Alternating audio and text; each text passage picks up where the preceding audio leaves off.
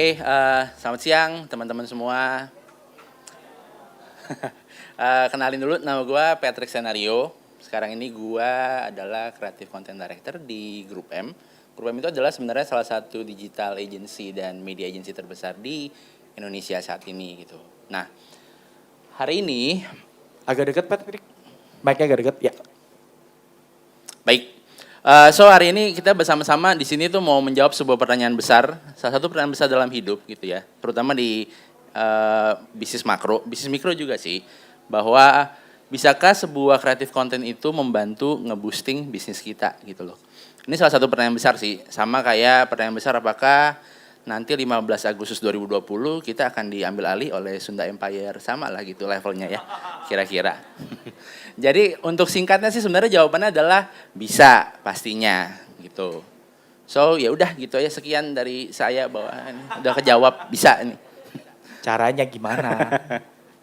Jadi sebenarnya kalau golden rule-nya ketika kita berusaha untuk membuat sebuah konten kreatif itu sebenarnya ini doang sih golden rule-nya adalah make me care gitu loh. Buat si penerima konten kita itu peduli untuk nge-share, peduli untuk nge-like, peduli untuk komen.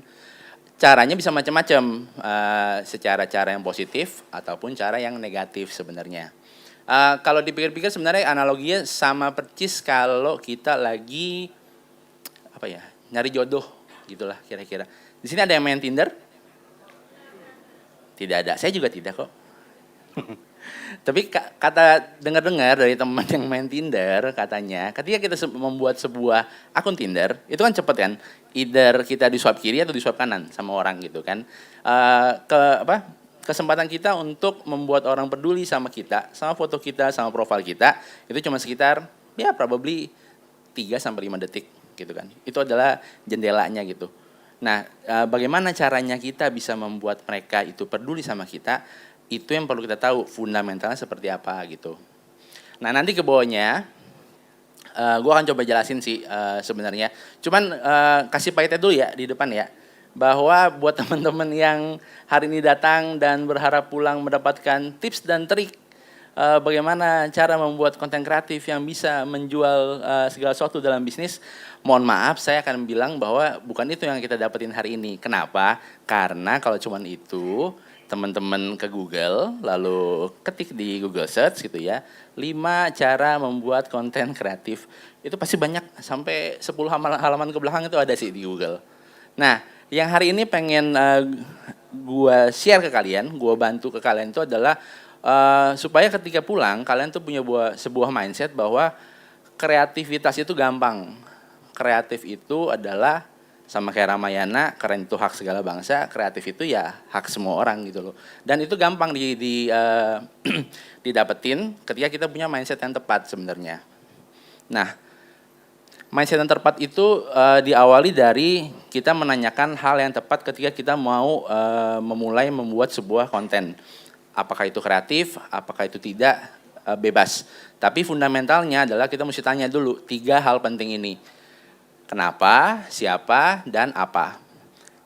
Yang pertama kita ke why-nya dulu. Why? Why-nya itu lebih ke kita sih, lebih ke kita sebagai si pembuat konten.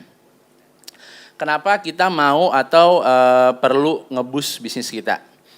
Biasanya itu jawabannya itu cuma ada 3 jawaban besar sih. Either satu adalah gue mau naikin brand awareness.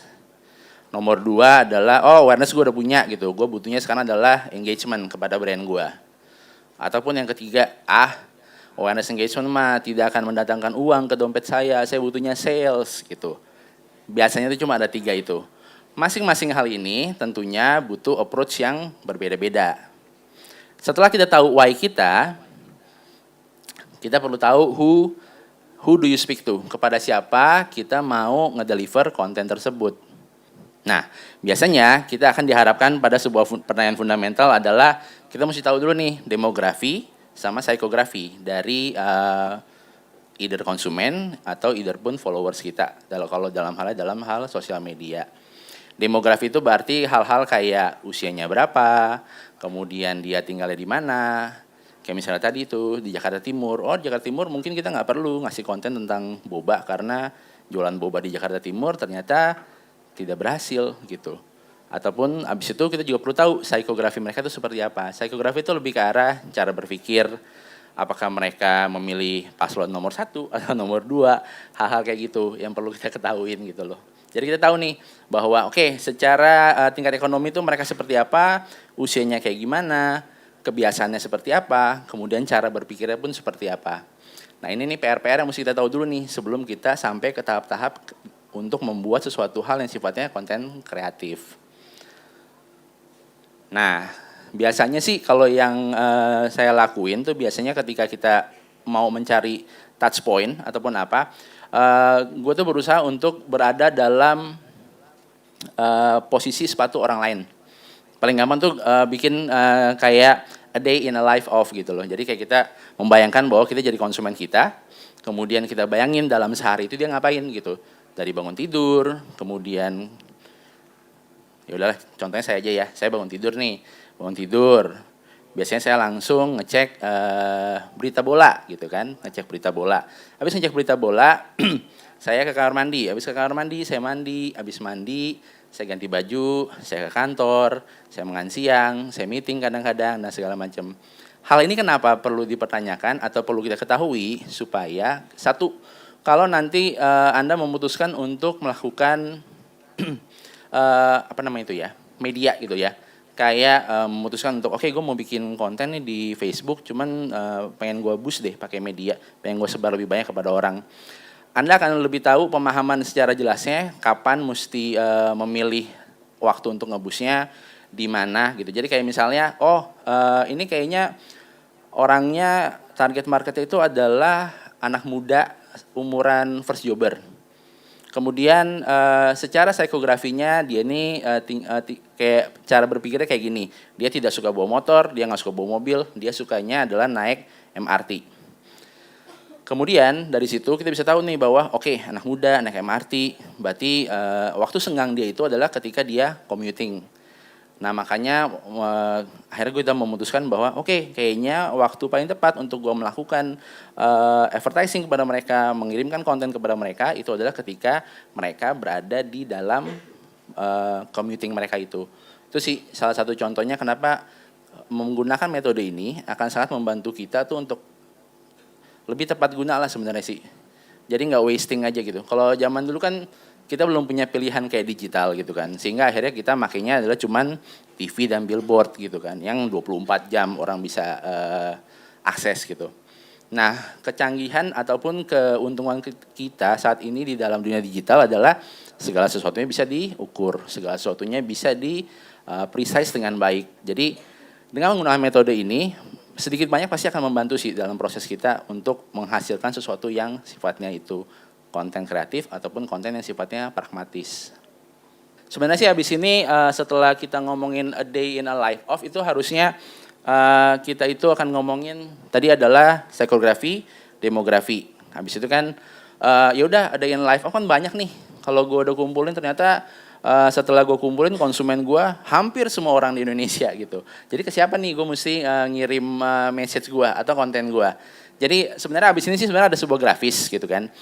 Grafis ini namanya itu adalah Law of Division of Innovation gitu. Jadi sebenarnya ini adalah sebuah, ini dia, Division of Innovation. Jadi ini kalau ini sih ngegambarin bahwa sebenarnya kita semua dalam menjalani hidup kita itu akan jatuh di dalam 1, 2, 3, 4, 5 fase ini sebenarnya. Jadi 2,5% dari kita itu adalah yang namanya innovators, kemudian 13,5% dari kita adalah early adapters, kemudian yang paling besar chunk-nya 64% itu adalah early majority dan late majority, yang nomor 16 itu adalah laggards. Ini nih kalau mau kasih analogi, misalnya trennya adalah TikTok gitu lah ya. 2,5% ini nih sudah mencoba TikTok dari 3 tahun lalu.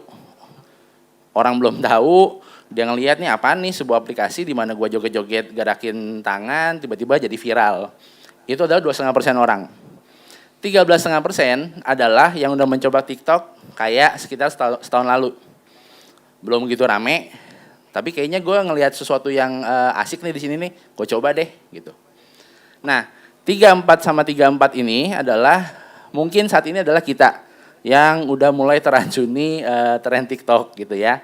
Nah, yang 16% itu adalah orang-orang laggards. Orang-orang itu adalah dia akan nyoba TikTok ketika Facebook, Twitter, YouTube ditutup. Udah nggak ada lagi sosial media lain kecuali TikTok buat dicoba.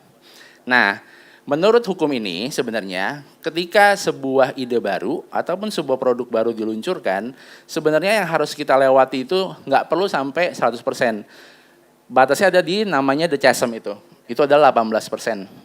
Jadi ketika produk kita sudah atau produk atau ide kita sudah menembus ke 18% innovators dan early adopters, secara grafis hal tersebut akan berubah. Penerimaan masyarakat terhadap ide, terhadap produk kita akan berbalik. Nah, jadi kalau ditanya, oke, dari semuanya kan gampang lah, demografi, psikografi, kemudian a day in life of, sebenarnya gue mesti tepat ngarahin kontennya ke siapa gitu kan sebenarnya.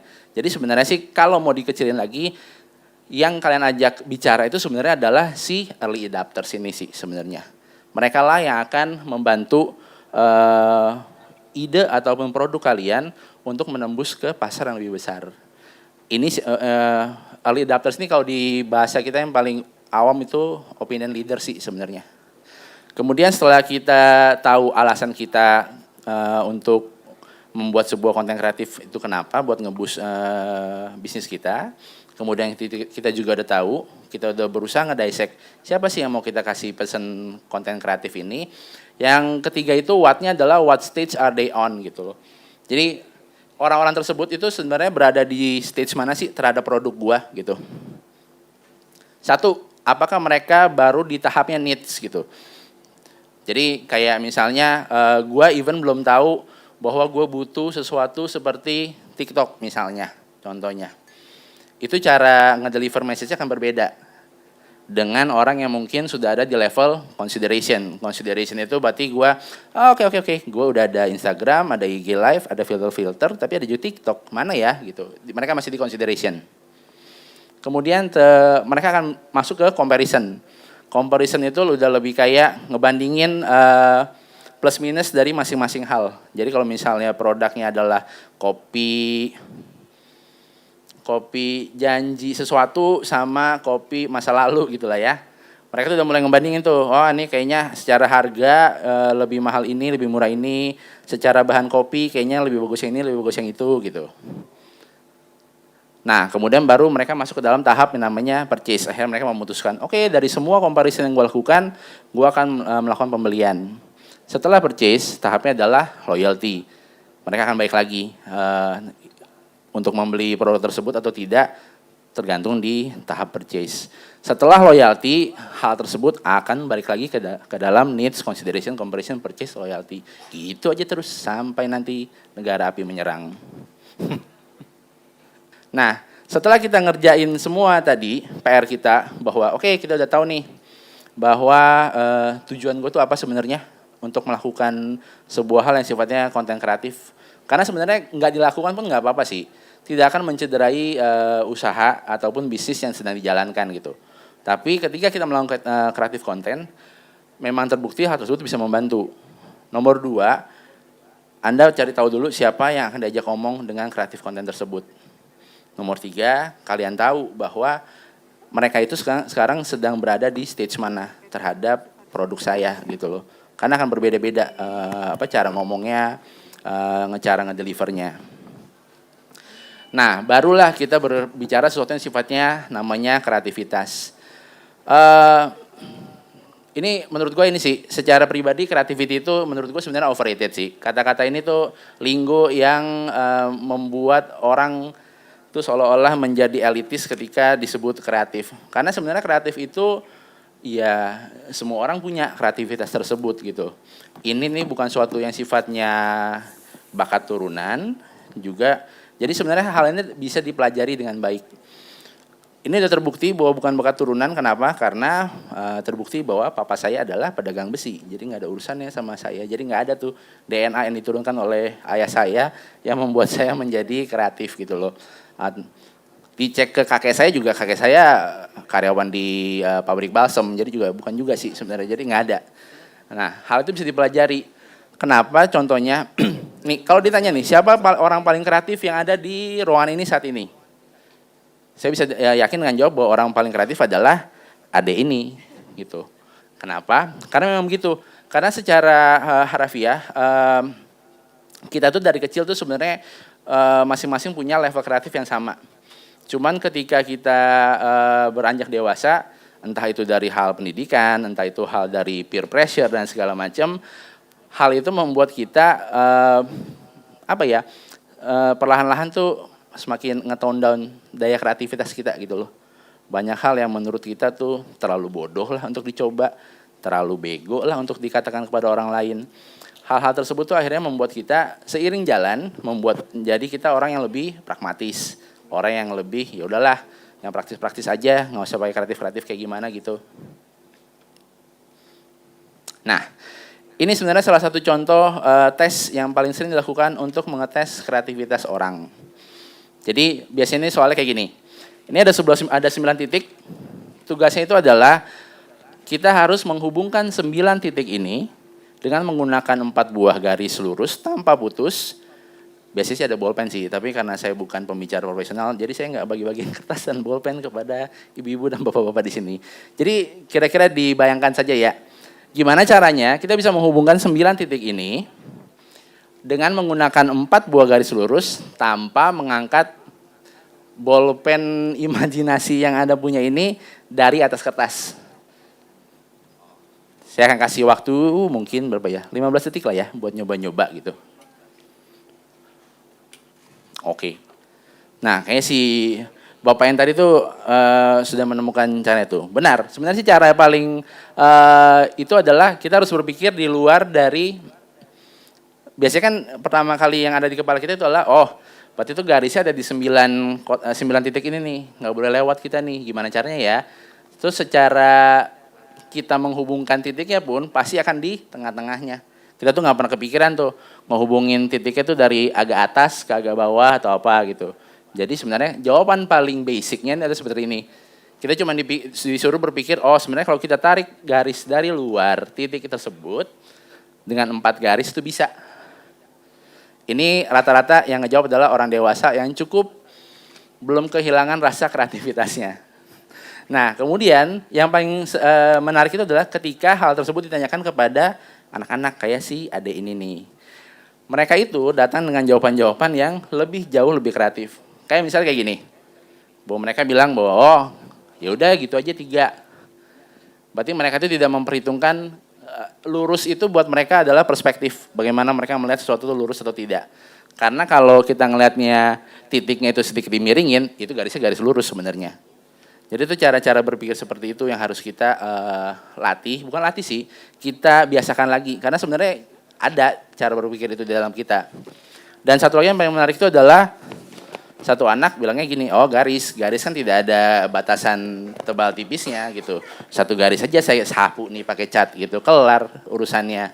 Nah, jadi sebenarnya kreativitas itu tuh sebenarnya apa sih kalau mau kayak dikondens ke dalam sebuah kalimat gitu loh ya. Menurut saya itu kreativitas itu sebenarnya adalah the urge to find alternative solution gitu loh. Sebuah keresahan, sebuah keinginan untuk selalu mencari hal yang sifatnya solusi alternatif. Dalam hidup Anda pasti Anda pernah sih ngelakuin hal alternative solution ini sebenarnya. Secara sadar atau tidak sadar. Kalau gue misalnya contohnya ketika gue kecil, nggak kecil sih, ketika SMP. Ketika SMP itu telepon kan lagi mahal ya.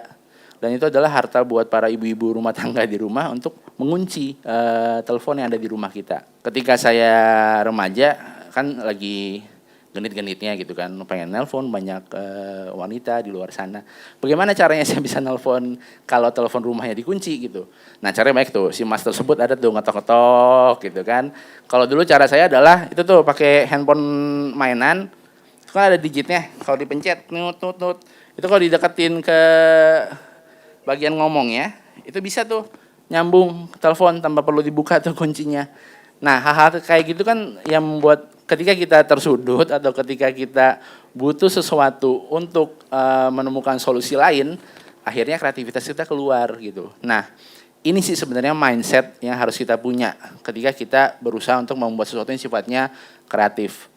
Jadi ini bukan tips, ini bukan kiat, ini adalah sebuah mindset yang harus kita punya. Mindset untuk selalu punya keresahan untuk mencari sebuah solusi yang sifatnya adalah alternatif. Ya oke lah, kalau memang saya ditekan untuk nggak bisa Pet, lu mesti ngasih sesuatu at least tips and trick lah kira-kira. Apa sih 5 hal yang mesti gue lakuin, yang bisa gue praktekin untuk membuat sebuah konten yang sifatnya konten kreatif. Satu itu adalah single minded preposition. Single minded preposition ini maksudnya adalah ketika kita membuat sebuah konten, yang mau kita omongin sebaiknya cuman satu hal. Memang kadang-kadang kelihatannya hal ini buat orang yang pebisnis gitu atau pebisnis gitu kan rasanya kan kayak ya rugi dong gitu. Kenapa satu message cuman ada di satu gambar? Kalau bisa mah semuanya. Saya bisa sell stok Poknam kalau bisa gue taruh tuh di konten gitu kan. Tapi pada akhirnya sama aja sih. Kita harus menempatkan diri kita ketika kita membuat konten, kita juga menempatkan diri kita sebagai penerima konten.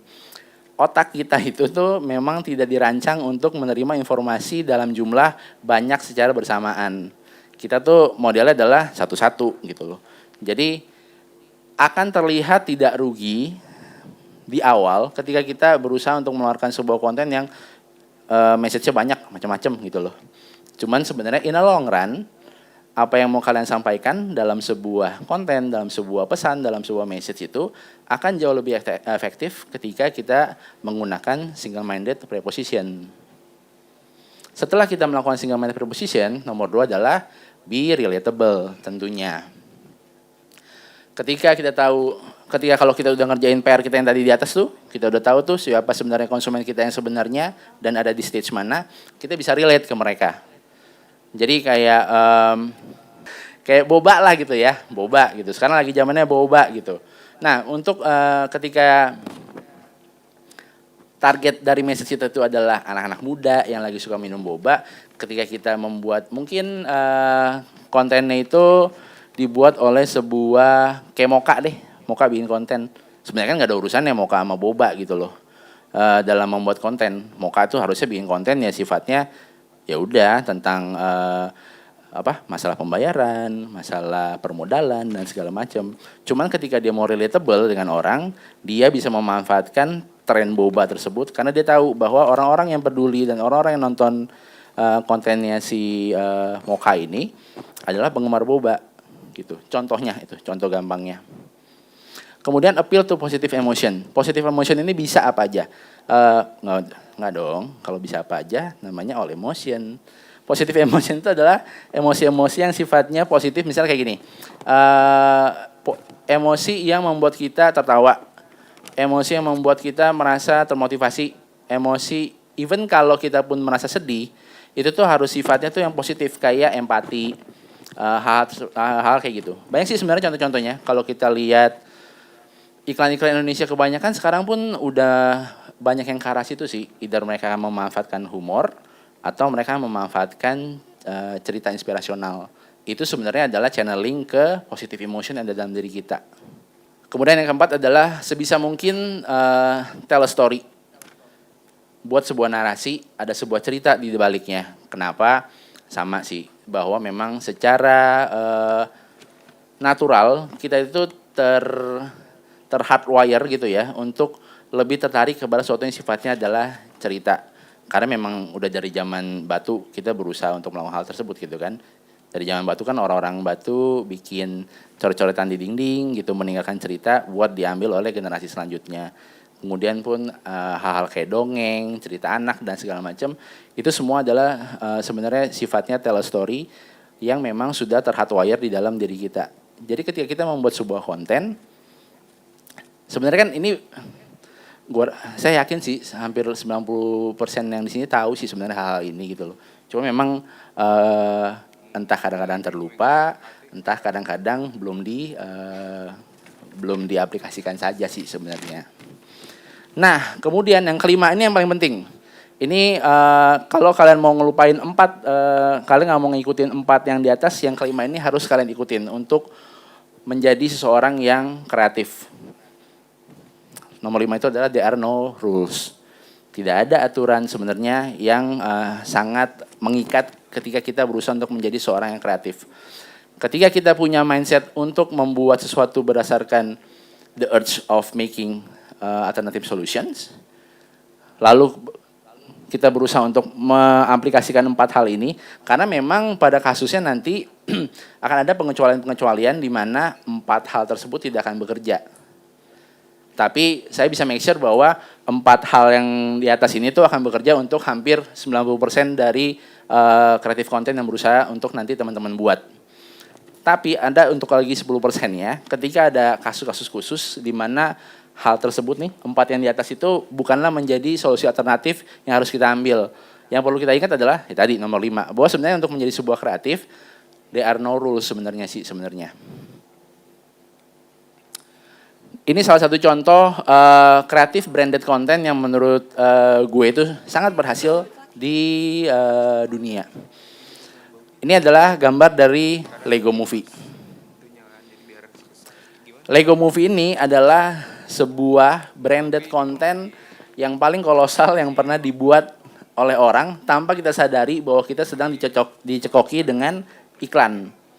Ini adalah iklan Lego. Ini adalah menurut saya sebuah campaign yang paling berhasil yang pernah dilakukan oleh sebuah brand terhadap kita konsumen tanpa kita menyadari bahwa sebenarnya kita sedang dicekokin sama iklan selama hampir 1,5 jam. Hasilnya apa? Hasilnya adalah, wah, kenapa begitu ya grafisnya? Harusnya 25% sih. Jadi akan terjadi setelah Lego Movie ini keluar, secara global, penjualan Lego itu naik sekitar 25%. Kita yang di UKM pasti ngerasa 25% mah kecil dong. Harusnya tuh 1.200, 12 kali, 13 kali, 25% mah apaan, 1/4. Cuman kalau kita memperhitungkan volume yang sudah dijual oleh Lego di seluruh dunia, 25% itu adalah hal yang sangat besar. Karena rata-rata perkembangan mereka itu hanya sekitar 3-4% per tahunnya. So, ini adalah salah satu contoh branded content yang menurut saya sih, menurut gue pribadi, sangat kolosal, sangat menarik untuk dipelajari. Kalau dari dalam negeri, ini sebenarnya adalah, kalian pasti udah familiar ya dengan video ini. Pasti udah terpapar lah dengan video ini sebenarnya. Nah, kalau ini sih tadi, kalau udah tahu nggak perlu kita mainin videonya, karena video cukup panjang sih, sekitar 1,5 menit. Tapi yang menarik dari ini adalah sebenarnya, ini ada yang tahu nggak Head and Shoulder ketika melakukan Joe Taslim ini untuk occasion-nya apa? Jadi ini mereka ini melakukan ini untuk campaign 17 Agustusan. Tidak ada yang nyadar kan bahwa ini adalah campaign 17-an gitu. Nah, sebenarnya kita ngelihatnya bahwa ini cukup jenius untuk sebuah campaign yang dikeluarkan oleh Head and Shoulder untuk menyambut 17-an. Kenapa? Karena kalau kita tahu, di video ini kan si Joe Taslim ini kesulitan nih menyebutkan Head and Shoulder gitu ya. Head and Soldier lah, Head and Shoulder dan segala macam gitu. Itu kan sebenarnya dia itu berusaha, nah kita jadiin ini sebuah pembelajaran deh. Kita cari tahu dulu, secara target tadi, siapa yang ingin ditarget oleh iklan ini, oleh konten ini? Basically adalah semua pengguna sampo yang ada di Indonesia. Berarti memang lebar gitu kan. Terus stagingnya mereka udah ada di mana sih ketika dalam hal sampo? Mereka udah ada di staging loyalty sebenarnya. Mereka itu sudah, gue udah tahu sampo, udah pakai tiap hari, gue memang akan terus lagi melakukan repeat buying untuk hal tersebut. Nah, kemudian dia itu berusaha untuk mengambil sebuah hal, mencari sebuah solusi alternatif. Oke, berarti gue mesti keluar dengan sebuah konten yang sifatnya itu bisa ngomong kepada semua orang di Indonesia tanpa harus gue jatuh ke dalam hal-hal yang klise terhadap iklan sampo. Hal-hal klise iklan sampo itu adalah ada gerakan menyisir rambut yang tidak ada ketombe jatuh. Kemudian kalau cewek ada gerakan mengibas yang membuat rambutnya muter-muter, lalu ada bunga-bunga bertaburan dan segala macam. Gimana caranya gue bisa menemukan solusi alternatif untuk dapetin awareness terhadap produk gue dengan cara yang tidak konvensional. Akhirnya mereka berpikir adalah, Oke, gue akan tap in ke dalam produk gue sendiri. Gue cari sesuatu yang ada value-nya, yaitu adalah nama brand gue. Ketika mereka melakukan PR yang tadi di atas, akhirnya secara riset mereka menemukan bahwa oh iya, orang-orang di Indonesia itu masing-masing itu punya cara yang berbeda-beda dalam menyebutkan produk Head and Shoulders. Apakah gue bisa mengcapitalize dari hal ini untuk membuat sebuah awareness yang besar terhadap fenomena ini gitu. Dan akhirnya sebenarnya mereka berhasil. Tapi ini kan pasti kalian bilang itu beda Pet, itu sifatnya awareness gitu. Ini brand gede yang ngelakuin, duitnya banyak, ya gampang dong. Kalau kita sebagai UKM, kecil dan menengah, gua itu butuh sesuatu yang sifatnya itu dekat dengan cuan gitu lah ya. Kalau gua mau bikin konten yang sifatnya hard sell, bagaimana caranya? Apakah bisa gue bikin sesuatu yang sifatnya kreatif ketika gue harus bermain hard sell gitu kan? Sebenarnya sih bisa sih. Ini contohnya nih. Ini kan sebenarnya sebuah iklan yang sangat hard sell ya. Iklan ini tuh sebuah iklan dari furniture. Basically gitu doang. Dia cuma mau bilang bahwa, hey ada promo nih. Kalau beli 2 dapat 3 gitu. Gimana cara mereka melakukannya? Akhirnya mereka melakukannya adalah dengan melakukan pose tidak senonoh terhadap kabinet tersebut gitu kan. Tapi orang nangkep message-nya. Oke, 1 tambah 1. Ngelakuin hal itu, nanti jadi 3 deh gitu. Jadi sebenarnya bisa gitu loh, bahwa kalau kita tuh mau berusaha untuk menjual sesuatu yang hard sell, tapi dengan cara yang kreatif, nggak menutup kemungkinan kok. Nggak selalu tuh hard sell tuh adalah stikernya promo besar-besaran, diskon 30%, fontnya hampir sehalaman, nggak harus kayak gitu kok sebenarnya. Banyak cara-cara yang bisa kita lakukan ketika kita sudah melakukan PR di atas, kita punya mindset kreatif itu sebenarnya adalah the urge to find alternative solution, pasti kita bisa menemukan cara-cara yang lebih baik lagi untuk melakukan kreatif konten terhadap produk ataupun jasa yang mau kita jual. Nah, ini sih sebenarnya salah satu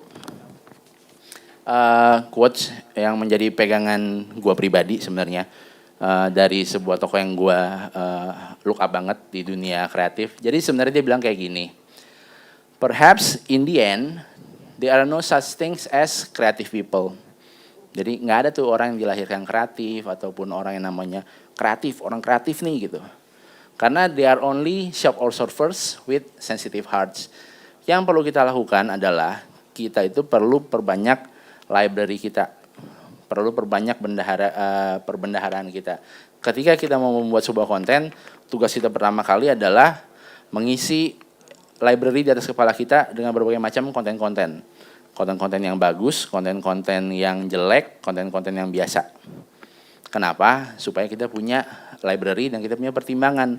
Ketika kita dihadapkan dengan kepada sebuah konten, mungkin yang bikin beda-beda ya konten. Ada yang nanti teman-teman bikin sendiri, ada juga yang mungkin punya third party yang bikinin konten buat produk ataupun jasa teman-teman. Teman-teman tuh jadi punya library gitu loh, perbandingan. Bagaimana sebuah ini kontennya bagus sih menurut gua, ini biasa, ini jelek. Kemudian juga sensitive heart itu sebenarnya adalah kayak tadi, kita tuh punya pertimbangan sendiri sih masing-masing, selera kita, apa yang membuat kita bagus, apa yang membuat kita jelek, apa yang menurut kita biasa-biasa aja. Dan menurut gue tidak ada yang salah sebenarnya dengan apapun hal tersebut. Bahwa jangan berpikiran bahwa ketika kita tarik sesuatu yang mainstream, yang menurut gue sih ini jelek nih gitu, cuman kata-kata orang tuh bagus gitu loh. Apakah gue yang salah? Enggak juga gitu loh. Karena pada akhirnya ketika kita membuat konten, hal yang paling gue percaya adalah intensi kita dan state of mind kita ketika kita membuat sebuah konten itu akan tercermin banget di konten kita. Ketika kita tidak percaya bahwa sesuatu itu adalah hal yang bagus, cuma karena kita ngikutin tren, akhirnya kita membuat hal tersebut, yang menerima konten kita itu pasti akan tahu, pasti akan bisa ngerasain bahwa ini bukanlah sesuatu yang lu bikin secara tulus gitu loh ya, dengan bahwa ini sebenarnya mau gue kasih nih ke kalian gitu loh. Intensi ketika kalian membuat konten itu pun adalah hal yang penting sih sebenarnya. Nah, ini maksudnya bukan silakan ke ATM dan membuat uang sebanyak-banyaknya. ATM ini terakhirnya adalah mungkin ini adalah tips yang paling pendek yang bisa kalian bawa pulang, kemudian kalian berusaha untuk terapkan. ATM itu adalah A-nya adalah amati, T-nya adalah tiru, M-nya modifikasi. Itu adalah hal yang paling basic, yang paling bisa kita lakuin untuk kita bersama-sama belajar untuk menjadi lebih kreatif. Tadi punya mindsetnya bahwa kreatif itu bukanlah sebuah bakat, kreatif itu adalah milik semua orang, itu adalah sebuah cara berpikir bahwa gue punya sebuah keresahan, sebuah keinginan untuk mencari solusi-solusi yang lain terhadap hal yang sifatnya sudah pasti. Kemudian bagaimana caranya gue menerapkannya? Tidak ada sesuatu yang baru di dunia ini. Jadi brand-brand besar udah melakukan, brand-brand menengah udah melakukan, brand-brand kecil pun banyak yang sudah melakukan. Yang perlu kita lakukan adalah mengamati. Kita lihat satu persatu, kita belajar kesalahannya di mana, keberhasilannya di mana, bagusnya di mana, jeleknya di mana. Nomor 2, ditiru. Tiru ini bukan maksudnya adalah ketika punya ngelihat Sony Ericsson kemudian bikin Sony Ericsson, bukan gitu. Bukan meniru bagian seperti itu. Yang ditiru itu sebenarnya adalah tadi kita ambil bagusnya, kita buang jeleknya. Kemudian dimodifikasi adalah ketika kita berusaha membuat itu menjadi milik kita sendiri. Jadi kita ambil semua hal tersebut, kemudian kita masukkan kreativitas kita ke dalamnya, akhirnya itu menjadi sesuatu yang baru, sesuatu yang milik kita, sesuatu yang benar-benar mencerminkan apa yang mau kita kasih ke dalam sebuah konten kepada para penikmat konten kita. Ya, Ateng bawa kayu, thank you. Jadi ya silakan, kalau ada pertanyaan, ketidaksetujuan, hinaan silakan. Tapi nggak bisa terima refund di sini ya. Terima kasih.